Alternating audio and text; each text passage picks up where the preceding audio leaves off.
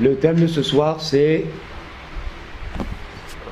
Gog et Magog, qui sont annoncés dans le Coran et la Sunna. Pas seulement annoncés pour le futur, mais dont le Coran et la Sunna ont aussi parlé pour le passé. Qui sont-ils? Qu'est-ce qu'on peut savoir sur le sujet? Tout le monde, ici présent, frères, sœurs, on a des connaissances sur le sujet qu'on a apprises au gré de nos lectures ou bien qu'on a apprises dans notre enfance. On va commencer par dire que souvent, à la réunion du moins, on apprend que Gog et Magog, ce sont des êtres humains qui ne sont pas tout à fait normaux. Il y en a qui sont très grands et puis il y en a qui sont très petits. Et ceux qui sont très petits, ils ont des oreilles atrophiées au point que une des deux oreilles sert d'oreiller et l'autre oreille sert de couverture. Non, ne riez pas, c'est ce que on a appris. Eh bien, ces récits ne sont pas authentiques. Tous les récits qui disent ce genre de choses ne sont pas authentiques. On les met de côté. Il y a d'autres avis qui disent que Gog et Magog seraient des êtres humains qui descendent de Adam comme père, mais qui n'ont pas Ève, Hawa comme mère. C'est un avis qui existe. C'est un avis qui est erroné aussi. On le met lui aussi de côté. Eh bien, il reste seulement une option, c'est que Gog et Magog, ce sont les noms, deux noms donnés à deux anciennes tribus, ou ainsi considérées, et ce sont leurs descendants qui portent ces noms. Et ce sont des êtres humains descendants de Adam et de Ève, alayhim assalam, et qui sont donc tout à fait normaux. Ça, c'est le premier point qu'il faut comprendre ce soir, Inch'Allah. Deuxièmement, dans le Coran, ces deux noms se retrouvent à deux endroits, à deux passages. Le premier, c'est dans ce Suratul Kahf, la 18e surah du Coran, et le second passage se trouve dans Suratul Anbiya, 21e surah du Coran. Dans le premier passage, c'est en relation avec Dhul Qarnayn. Il est dit, et je suis sûr que chacune connaît plus ou moins cette histoire. Allah subhanahu wa ta'ala, il dit, بعد أعوذ بالله من الشيطان الرجيم ويسألونك عن ذي القرنين. Il te questionne au sujet de Dhul Qarnayn. قل سأتلو عليكم منه ذكرا. Dit, je vais réciter devant vous, pour vous, une mention de cela, de lui, au sujet de Dhul Qarnayn. Ensuite, il y a différentes choses qui sont dites à son sujet. Et puis arrive un moment où on lit qu'après avoir suivi un chemin, Hatta idha balagha bayna as-saddayn, Dhul Qarnayn arriva en un endroit qui se trouvait entre deux murailles, c'est-à-dire deux murailles naturelles, c'était entre deux montagnes. Et là, il rencontra des gens. Wajada min dunihima qawman la yakaduna yafqahuna qawla. Je passe sur la traduction détaillée, vous pourrez voir ça dans une traduction du Coran. Ce peuple-là, il dit قالوا يا ذا القرنين إن يأجوج ومأجوج مفسدون في الأرض. Gog et Magog font des ravages sur terre. فهل نجعل لك خرجا على أن تجعل بيننا وبينهم سدا.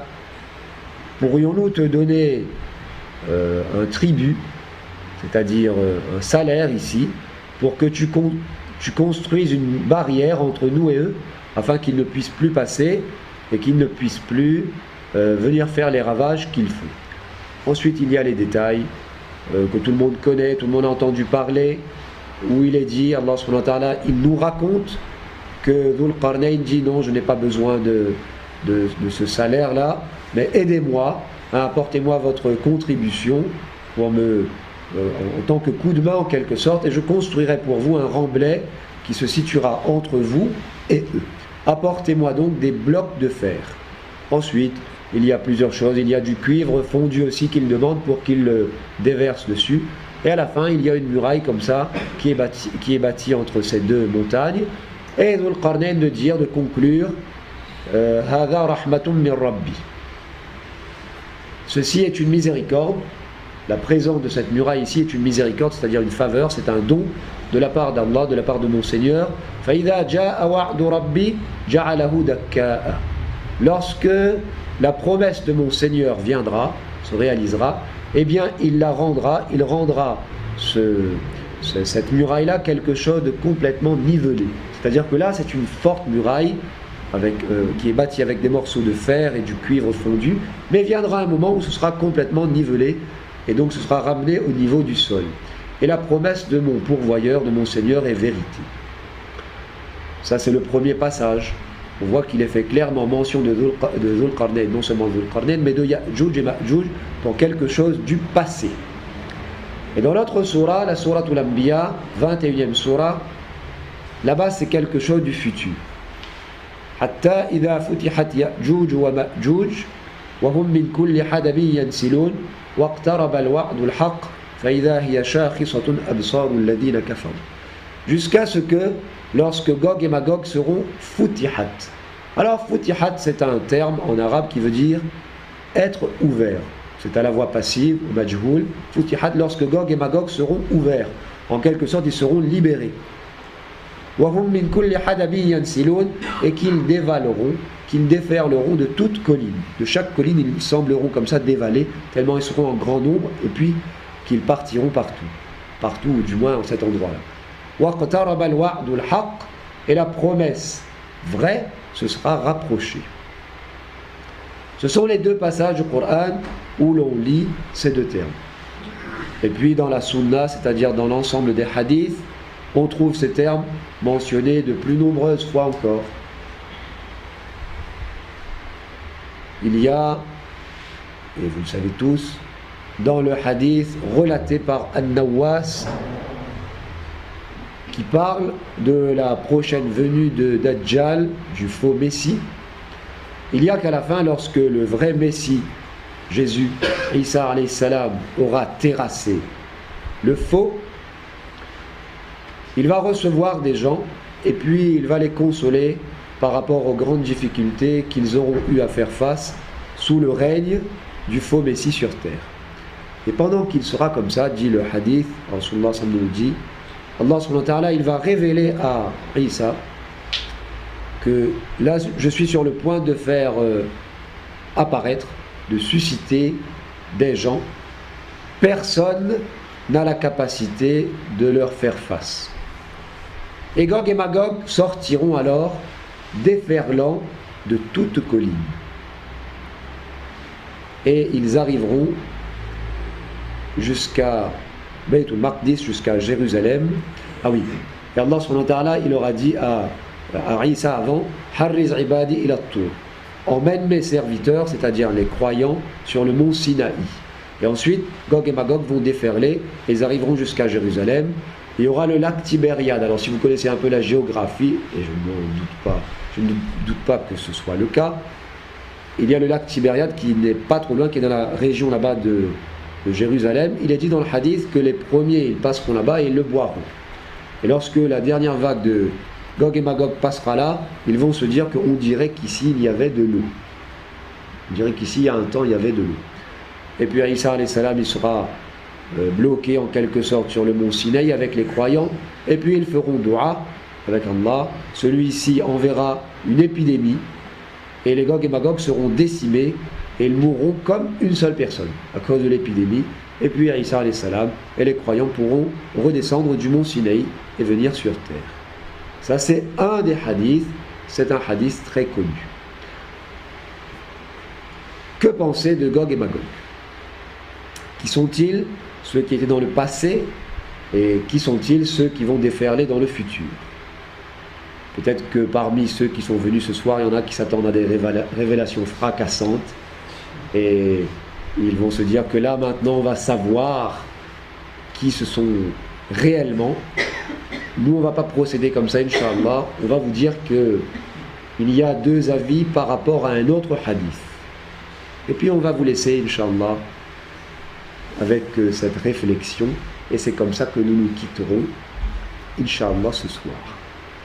Il y a un autre hadith, et je suis sûr que chacun, il l'a déjà entendu, c'est que Gog et Magog creusent la muraille chaque jour. Inna ya'juja wa ma'juja la yahfiruna as-sadda kulla yawm hatta idha kadu yarawna shu'a'a ash-shams qala alladhi alayhim irji'u fasatahfirunahu ghadan. Lorsqu'ils sont sur le point de parvenir à percer cette muraille, le hadith dit lorsqu'ils sont sur le point de parvenir à voir le rayon du soleil, celui qui est leur chef leur dit retournez, c'est-à-dire retournons et nous terminerons de le creuser demain. Faya'uduna ilayh, et lorsqu'ils reviennent le lendemain, Faya'uduna ilayh ka ashaddi ma kan. La muraille est rendue à son épaisseur initiale. Hatta idha balagat muddatuhum wa arada Allahu azza wa jalla an yab'athahum 'ala an-nas hafaru.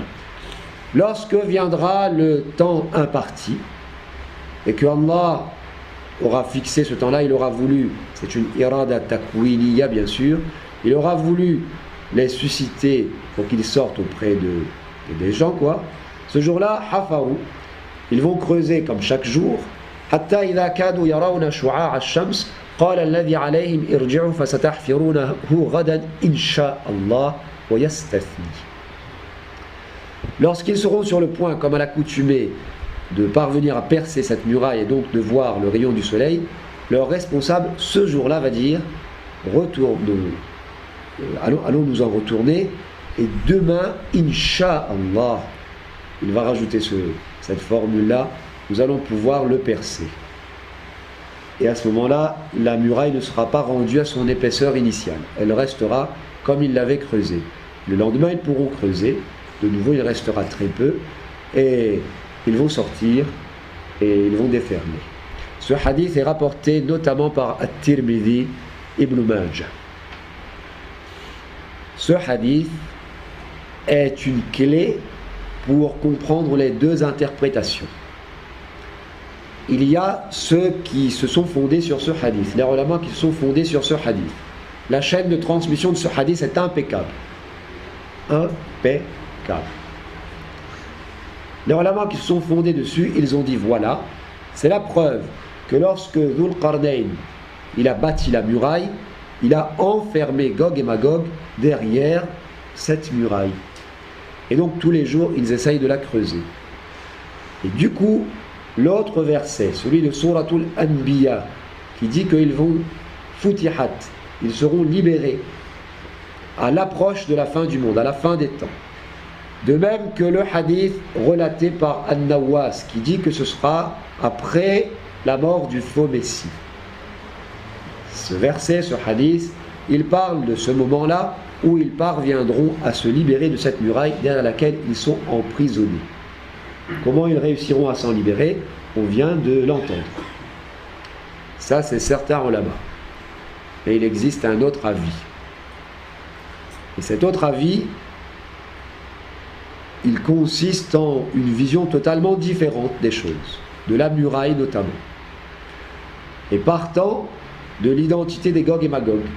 Alors si vous prenez le premier avis, celui des ulama qui sont fondés sur le hadith qu'on vient de mentionner, on peut dire que tout ça c'est très mystérieux, c'est un peuple qui est enfermé quelque part, où ils sont, on ne sait pas, qui ils sont, on n'en sait rien, et donc ce sont des gens un peu terrifiants, et on a peur, vous savez, quand quelqu'un il est enfermé dans les profondeurs de la terre comme ça, et puis il sort, c'est vraiment très très très effrayant.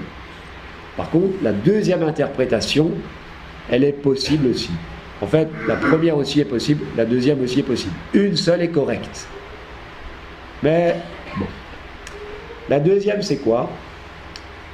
C'est que ce hadith attribué à Rasulullah sallallahu alayhi wa sallam, ce ne serait pas le prophète sallallahu alayhi wa sallam qui l'a prononcé. Ah bon? Oui. C'est ce que Ibn Kathir, le célèbre commentateur, il laisse entendre. après avoir cité ce hadith dans son tafsir, il dit وَهَذَا إِسْنَادُهُ قَوِي. La chaîne de narration de cette parole est forte. وَلَكِنْ فِي رَفْعِهِ نَكَارَةٌ. Mais le fait que cette parole ait comme source le prophète sallallahu alayhi wa sallam en personne, ça c'est douteux. Ça c'est douteux. Fi raf'ihi nakara. Alors il explique pourquoi. On ne va pas entrer dans le détail, ça va faire un peu technique. Et par expérience, vous savez qu'ensuite, lorsqu'on rentre dans la technicité, je reçois des remontées d'informations me disant que oui, mais c'était trop technique, hein, ça nous a perturbé la technicité. Alors, c'est traité dans Tafsir Ibn Kathir. Et si on ne veut pas aller voir Tafsir Ibn Kathir, ben, sur mon site, j'ai mentionné ce qu'il a écrit et c'est traduit aussi. Ibn Kathir, après avoir expliqué ça, il dit qu'une telle parole, histoire qu'il creuse là, c'est rapporté de Ka'b al-Ahbar. De Ka'b al-Ahbar, c'est à peu près ça. Lui, il dit qu'il lèche ce mur-là. Et il est donc possible que Ka'b al-Ahbar, il ait raconté ça à Abu Huraira, radiyallahu anhu. C'était après le décès de Rasulullah sallallahu alayhi wa sallam. Et un jour, Abu Huraira, il a raconté ça à ses élèves, comme il racontait des hadiths. Et il a dit que j'ai entendu Ka'b al-Ahbar dire, et il a raconté l'histoire. Et plus tard, il y a un maillon de la chaîne de narration ultérieure qui lui s'est trompé. Comme il racontait des hadiths qu'il tenait avec cette chaîne jusqu'à Abu Huraira, il était habitué à dire après Abu Huraira, Sami'tu Rasulallah sallallahu alayhi wa sallam yaqul, kada wa kada, j'ai entendu le messager d'Allah sallallahu alayhi wa sallam dire telle chose et telle chose. Ce jour-là, un maillon postérieur s'est trompé, et au lieu de dire Abu Huraira a dit, Ka'b al-Ahbar a dit telle chose et telle chose, il aurait dit, c'est possible, Rasulullah m'a dit, de là viendrait l'erreur. En tout cas, il vous dit que fi raf'ihi nakara, c'est sujet à débat, à discussion, quant à savoir si cette parole elle a vraiment comme source Rasulullah sallallahu alayhi wa sallam. Du coup, si vous ne retenez pas cette parole comme étant celle de Rasulullah sallallahu alayhi wa sallam, on n'est pas obligé d'y croire. Quelle parole? Celle disant que Gog et Magog, ils creusent le mur chaque jour et puis ils vont y parvenir.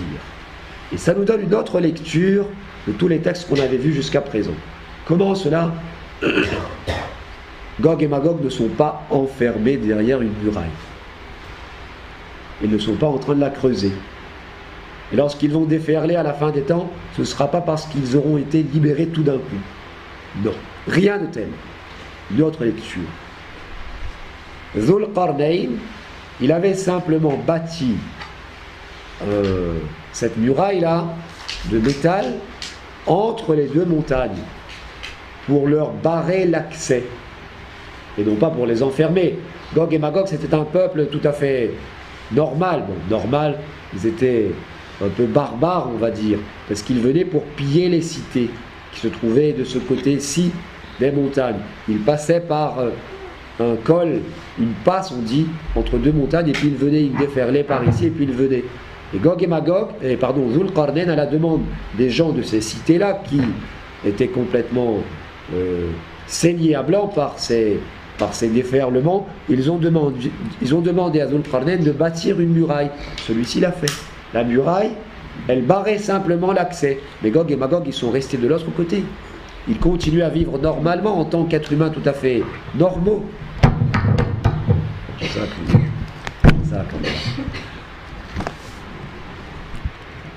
Ça va aller mieux, Inch'Allah.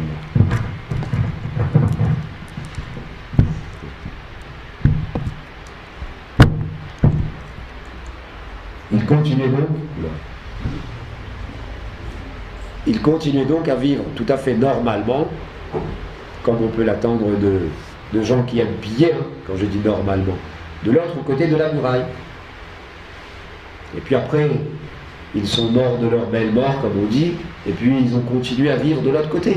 C'était ces gens-là qui portaient le nom de Gog et Magog. Alors, ils ont eu des descendants qui ne portent peut-être pas ce nom-là, ne sont pas connus sous ces noms par nous, par les historiens occidentaux, par les géographes, Mais les Arabes, ils ont continué à leur donner ces noms-là, Ya'juj et Ma'juj. Il est fort possible que leurs descendants ensuite se soient civilisés, au sens entre guillemets du terme, et puis qu'ils aient arrêté de piller les cités et ils sont restés là-bas. Du coup, à la fin du monde, avant la fin du monde, quand après la mort du faux Messie, les Gog et Magog ils vont déferler. Le verset dit Hatta idha futihat ya'juj wa ma'juj wa hum min kulli hadabin yansilun, lorsqu'ils seront ouverts, lorsqu'ils seront libérés. Ben, ce terme-là, qu'est-ce qu'on en fait avec? Qu'est-ce qu'on fait avec s'ils n'étaient pas enfermés? Alors ceux qui sont du deuxième avis, ils disent que ce terme-là, c'est à appréhender, c'est à comprendre dans un sens métaphorique. Isti'ara, comme on dit en arabe. C'est pas vraiment qu'ils étaient emprisonnés, qu'ils ont été libérés, c'est que leur mouvement de déferlement soudain a été comparé au mouvement de personnes qui auraient été enfermées et puis qui sont libérées tout d'un coup. C'est-à-dire qu'ils étaient là, ils vivaient normalement, enfin plus ou moins, et puis ils amassaient leurs forces, et puis tout d'un coup, lorsque après l'effondrement du règne du faux Messie, ils ont vu que la voie est libre, eh bien ils ont déferlé sur tout le monde, ou bien sur une grande partie du monde. Futihat, c'est à comprendre en ce sens-là. Jusque-là, tout le monde suit, Inch'Allah. Il y a encore quelques autres hadiths. Il y a un autre hadith rapporté par Al-Bukhari et Muslim, où il est dit que Rasulullah sallallahu alayhi wa sallam, un jour, dans une version il est dit qu'il s'est réveillé quelque peu affolé. Dans une autre version, il y a qu'il est entré dans la maison de Zaynab, radiyallahu anha, quelque peu apeuré. En tout cas, les deux versions concordent ensuite pour dire que le prophète sallallahu alayhi wa sallam s'est exclamé ensuite La ilaha illallah, waylun lil arab, min sharrin qad iqtarab, futiha al-yawma min radmi ya'juj wa ma'juj mithlu hadhi. Et il a fait un petit cercle avec ses doigts. La ilaha illallah, malheur aux arabes pour ce malheur, ce tort, cette calamité qui s'est rapprochée. Aujourd'hui, dans la muraille de Gog et Magog, il y a eu une ouverture comme ça. Et puis il a fait un petit cercle de ses doigts. Alors cet autre hadith, vous l'avez compris, ceux qui sont tenants du premier avis, ils vont dire que c'est la preuve que Gog et Magog sont vraiment enfermés derrière une muraille et ils ne peuvent pas la percer.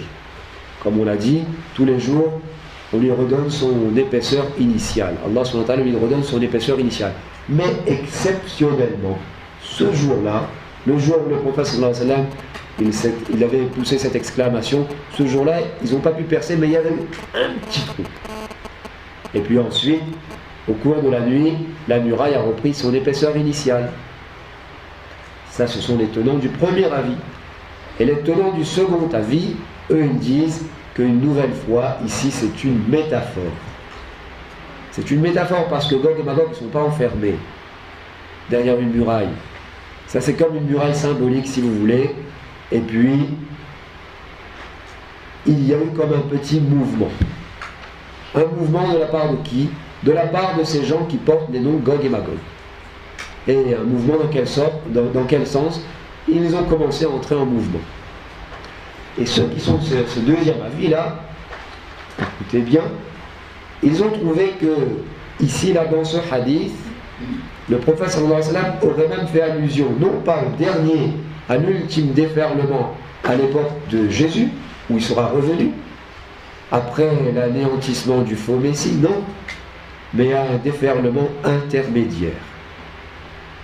Pas celui qui précédera de peu la fin du monde, et pas non plus celui du passé où Gog et Magog venaient faire des ravages dans l'endroit où il y a un peuple qui s'était plaint de Dhul Qarnayn. Non, là-bas c'était un premier, là-bas ce sera un troisième et ultime, ça c'est un déferlement intermédiaire qui s'est déjà déroulé par rapport à nous, mais qui ne s'était pas encore déroulé à l'époque du prophète sallallahu alayhi wa sallam. Ce serait le déferlement des Mongols.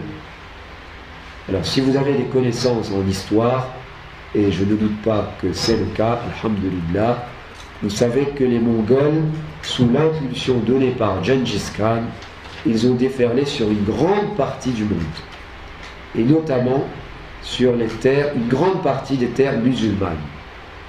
Et lorsque les descendants de Gengis Khan sont arrivés à Bagdad, qui était la capitale où se trouvait le calife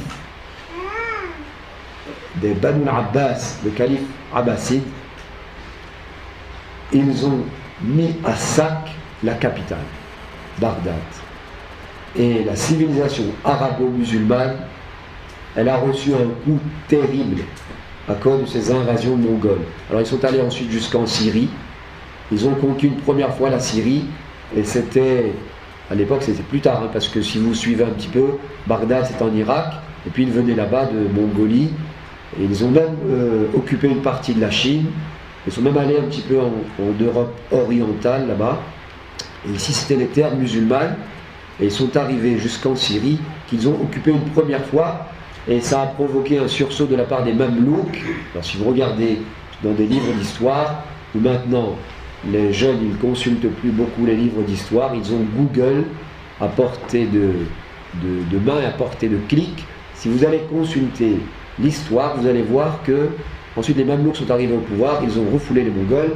Ensuite vient l'époque de Ibn Taymiyyah qui vit sous le règne des Mamelouks là-bas en Syrie, les Mamelouks ayant régné en Égypte et en Syrie, et un descendant de Gengis Khan qui se sera converti à l'islam, il voudra de nouveau conquérir la Syrie, mais il ne pourra plus. Et si vous prenez cette seconde interprétation, vous allez voir que ça correspond bien à ce que Rasulullah sallallahu alayhi wa sallam a dit. Qu'est-ce qu'il a dit? Waylun lil Arab min sharrin qad iqtara. Malheur aux Arabes à cause de ce malheur, de ce tort, de cette calamité qui s'est rapprochée. Ça s'était rapproché par rapport à son époque à lui, et c'est arrivé, le sac de Bagdad s'est produit en l'an 656 de l'Hégire. En l'an 656 de l'Hégire, correspondant à l'an 1258 de l'ère chrétienne. C'est déjà passé par rapport à nous, ça ne s'était pas encore passé par rapport à l'époque du prophète sallallahu alayhi wa sallam, et Allah subhanahu wa ta'ala a dû lui faire voir une vision comme ça, qu'ils sont sur le point, alors bien sûr, sur le point, regardez, ça prend quand même 6 siècles, hein, mais ceux qui ont étudié les hadiths concernant la fin du monde, ils voient que, les signes de la fin du monde, pardon, ils voient que pour certains signes, le prophète sallallahu alayhi wa sallam dit, proche est le moment où va se produire telle chose, et ça se produit plusieurs siècles après son époque.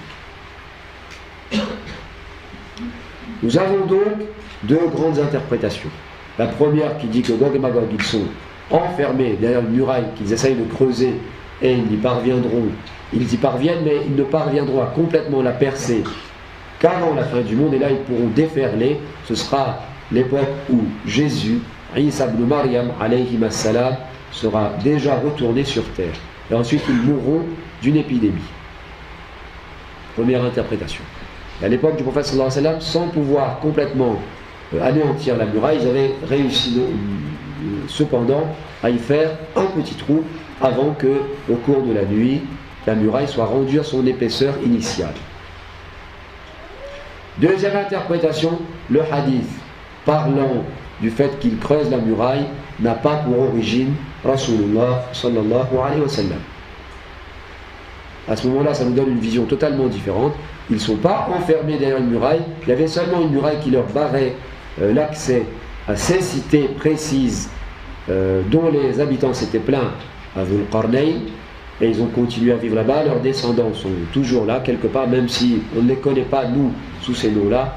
Et à la fin du monde, ils déferleront une ultime fois. Ils les avaient déjà déferlés sous le nom mongol au 7e siècle de l'Hégire, correspondant au 13e siècle de l'ère chrétienne. Alors il nous reste un hadith. Un hadith. Ah, il y a un hadith là, deux hadiths alors. Ça a été cité par Al-Bukhari, ça n'est pas rapporté par lui. Alors vous savez qu'Al-Bukhari il rapporte des hadiths, c'est-à-dire il mentionne dans son livre Al-Jami' al-Sahih ces hadiths avec les chaînes de transmission, et puis parfois il y a d'autres hadiths qu'il considère fiables, mais comme ce n'est pas suffisamment authentique pour qu'il les introduise dans son livre qu'il voulait très très authentique, il les mentionne sans chaîne de transmission, bien qu'ils la connaissent. On appelle ce procédé-là ta'liq. Il les a mentionnés ta'liqan, on dit. Alors il y a un hadith comme ça qu'il a mentionné ta'liqan et qui concerne ce qui nous intéresse ce soir. قال رجل للنبي صلى الله عليه وسلم. Un homme est venu dire à Rasulullah sallallahu alayhi wa sallam رأيت السد مثل البرد المحبر.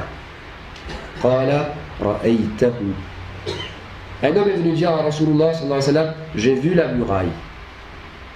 Elle était semblable à un manteau à rayures. Alors pourquoi il l'a comparé à un manteau à rayures? Parce qu'il y avait différentes couches de métal. Si vous lisez le passage dans Suratul Kahf, vous allez mieux comprendre. En tout cas, il a dit à Rasulullah sallallahu alayhi wa sallam, j'ai vu la muraille semblable à un manteau à rayures. Et le prophète sallallahu alayhi wa sallam de lui dire, tu l'as réellement vu. Ra'aytahu. Alors ce hadith, il est rapporté par Ibn Abi Umar. Si vous voulez voir tous les détails, c'est dans Fathul Bari. Et Al-Bukhari, il l'a cité sommairement comme cela. Alors, cela prouve que ce n'est pas quelque chose, cela va un petit peu dans le sens de la deuxième interprétation. Personnellement, moi je penche vers la deuxième interprétation. Et je l'ai dit tout à l'heure, ce n'est pas à dire que la première interprétation elle est complètement fausse.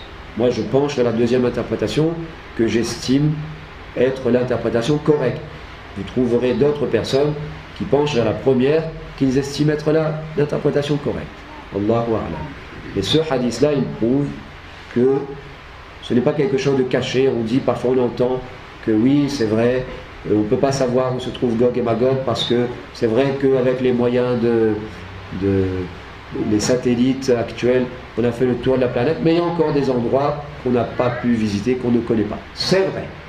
Mais en tout cas, cela montre qu'un homme avait vu cette muraille et il est venu le raconter à Rasulullah. Les Arabes, ils voyageaient aussi.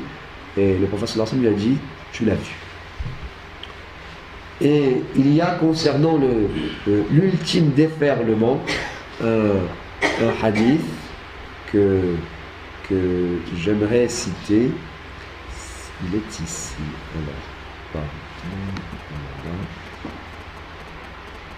à propos du dernier déferlement, on avait dit que cela figure explicitement dans le hadith du prophète sallallahu alayhi wa sallam relaté par An-Nawas. Et puis il y a un autre hadith qui dit Hatta ya'tiya ya'juj wa ma'juj. Ça parle de l'ultime déferlement. Jusqu'à ce que vienne. C'est-à-dire jusqu'à ce que vienne le moment où Gog et Magog déferleront. Il y a la description dedans. Iradul wujuh. Au visage large. Sirarul uyun. Aux petits yeux. Suhbu shi'af. Et dans une autre version, Shuhbu shi'af. Si on retient Suhb, cela veut dire au sommet des têtes qui sont roux. Et si on prend l'autre version, Shuhbu shi'af, au sommet des têtes qui sont gris ou argentés. Bref, au large visage, aux petits yeux, au sommet des têtes de l'une de ces deux couleurs, min kulli hadabiyyan silun.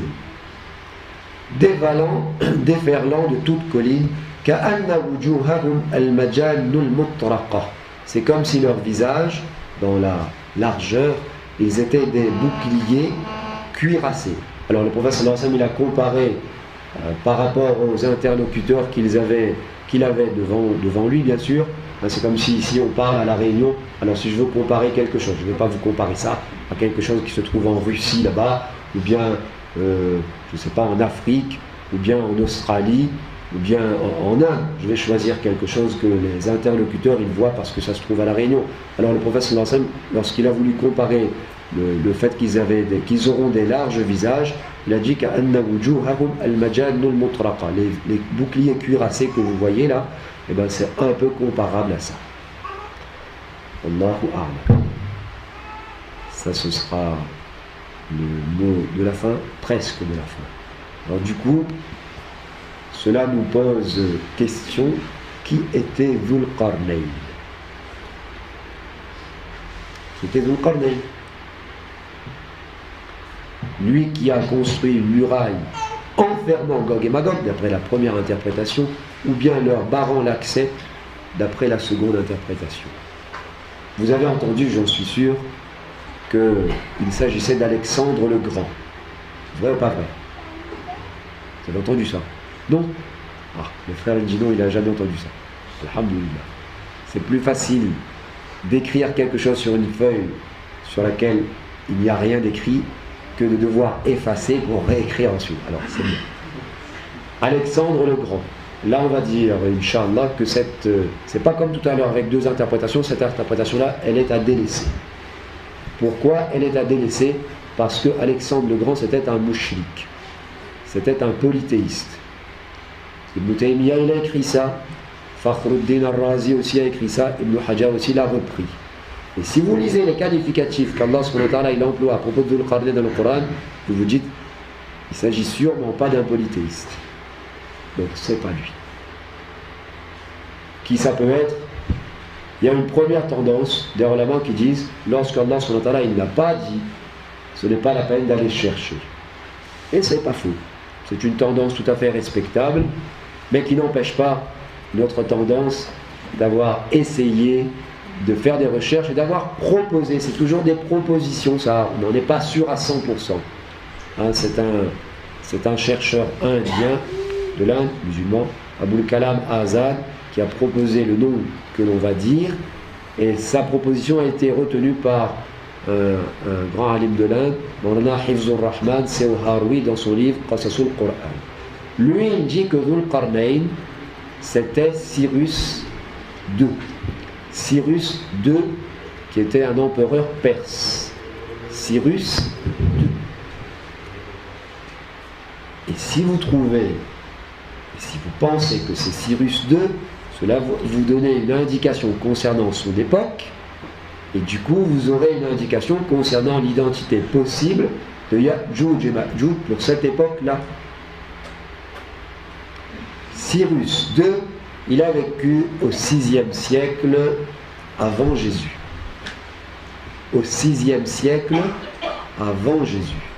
Effectivement, quand vous lisez le passage de Suratul Kahf qui parle de lui, qui dit qu'il a suivi un chemin et il est allé à l'est, après il a suivi un autre chemin et il est allé à l'ouest, après il a suivi un autre chemin et il est arrivé entre les deux montagnes, et que vous comparez avec Cyrus II, le Perse, il a fait des campagnes comme ça lui. Et c'était quelqu'un de très juste. Avec les peuples qu'il conquérait, il faisait preuve de beaucoup de justice. Pas d'abus.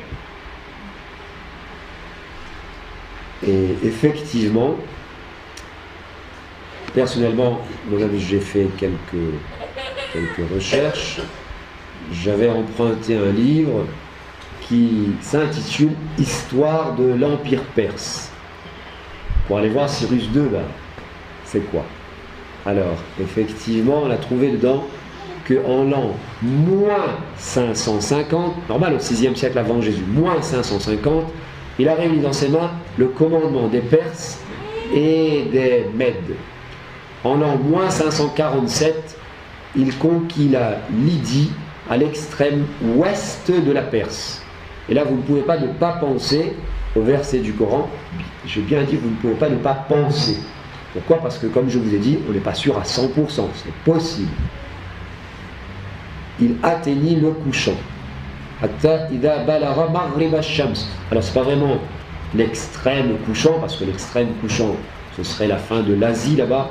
Hein, ici, c'est l'extrême ouest de la Perse, mais c'est relatif. En moins 546, il dut revenir pacifier de nombreuses tribus en Bactriane à l'extrême est de la Perse, cette fois. La Balaramat l'Irashams, lorsqu'il atteignit le Levant. En moins 539, il conquit Babylone. Alors, on n'a pas trouvé dans l'histoire de l'Empire perse, le livre dont on parlait, qu'il serait allé au nord. Alors, au nord, qu'est-ce qui se trouve là-bas? Les montagnes. Il y a la possibilité, une nouvelle fois, d'après Maulana Hifzur Rahman Sewharwi, que ce serait les montagnes du Caucase. Alors le Caucase, ça se trouve entre la mer Noire et la mer Caspienne. On avait dit ça ce matin, c'est un autre sujet. entre la mer Noire et la mer Caspienne, il y a une chaîne montagneuse qui s'appelle le Caucase. Et d'après les recherches de Cheikh Hifzur Rahman Soharoui, c'est une passe qui se trouve dans le massif du Caucase, la passe dite de Darial. La passe de Darial. Ce serait là-bas que se trouve la muraille que Dhul Qarnayn a bâtie. Et du coup, les Gog et Magog, c'est qui alors? Eh bien, c'était les Scythes. C'était les Scythes. Alors, ça s'écrit en français S-C-Y-T-H-E-S. Ils étaient connus pour leur férocité et puis ils venaient comme ça. Ils étaient de l'autre côté là-bas. Ils n'ont pas été enfermés, d'après la seconde interprétation. Alors, j'ai essayé de trouver dans l'histoire de l'Empire perse s'il y a qu'ils seraient partis au nord. Il n'y a pas. Mais j'ai trouvé quelque chose de très intéressant, c'est que l'auteur, là, Pierre Briand, il dit « Il serait totalement illusoire et vain de prétendre reconstituer les campagnes de Cyrus. » Il dit également « Les 10 dernières années du règne de Cyrus sont incroyablement mal connues. » Alors, ça nous donne une latitude. Inch'Allah. Et les Scythes, on a dit que le déferlement dont le prophète sallallahu alayhi wa sallam avait parlé le jour où il était un petit peu apeuré et qu'il avait dit La ilaha illallah, malheur aux Arabes à cause du malheur qui s'est rapproché, ce déferlement, on a dit tout à l'heure, ce serait celui des Mongols. Ce ne sont plus les Scythes, mais c'est toujours dans cette région-là. Et sur le plan physique, ils sont un peu apparentés. Quant à l'ultime déferlement, on a vu la description, et ça, on préfère laisser à la réflexion de chacun pour voir qui serait susceptible de déferler dans les temps qui viennent et qui est en train de prendre une grande force, une grande puissance. Wallahu a'lam wa akhiru da'wana anil hamdulillah.